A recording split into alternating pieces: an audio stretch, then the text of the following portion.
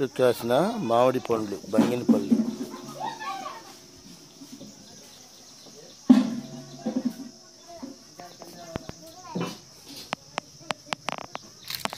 కోస్తున్నారు చెట్టు నుంచి.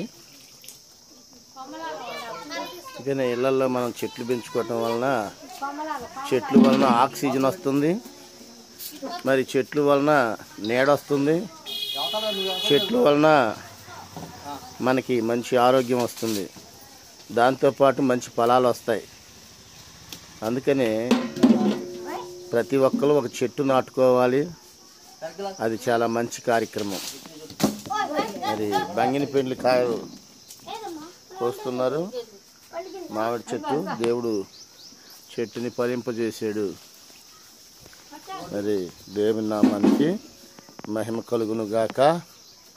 ఆమేన్. మీరందరూ కూడా తలా ఒక చెట్టు నాటుకోవాలని కోరుకుంటున్నాను.